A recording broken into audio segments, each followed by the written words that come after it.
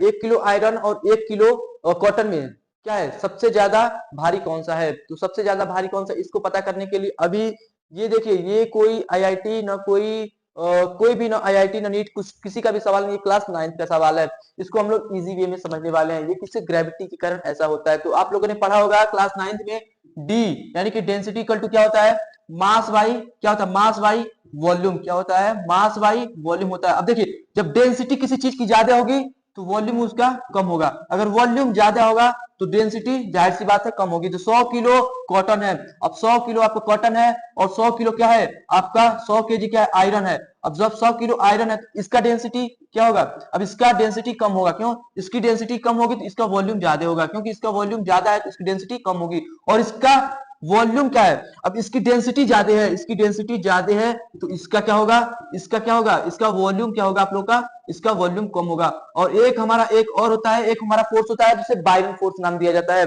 अब Byron force कब लगता है, जिसकी वॉल्यूम अधिक होती है उसी पे बायरन फोर्स लगता है। अब जिसकी वॉल्यूम, इस दोनों में किसकी वॉल्यूम सबसे अधिक है, यानी कि दोनों में से वॉल्यूम किसकी अधिक है, यानी कि वॉल्यूम है कॉटन की। अब जो वॉल्यूम कॉटन की जब सबसे अधिक है तो कॉटन पे मान लीजिए 10 केजी बायरन फोर्स लग रहा है। अब 10 केजी बायरन फोर्स लग रहा है इस पे, किसके कारण, इसके वॉल्यूम के इफेक्ट के कारण। इसका वॉल्यूम ज्यादा है तो इसीलिए 10 केजी इस पे बायरन फोर्स लग रहा है। और यहां से देख सकते हैं जो हमारा आयरन है, आयरन पे कितना लग रहा है, 5 केजी बायरन फोर्स लग रहा है। अब बायरन फोर्स कितना लग रहा है, 5 केजी। तो ये ऑल ओवर कितना हो गया, 105 केजी का हो गया। ये कितना हो गया, 105 केजी। और ये कितना हो गया आपका, 110 केजी। तो आप लोग बताइए इन दोनों में सबसे ज्यादा भारी, यानी सबसे ज्यादा भारी कौन सा हो गया, कॉटन हो गया, आयरन हो गया, कौन सा हो गया, ये हमारा आयरन हो गया।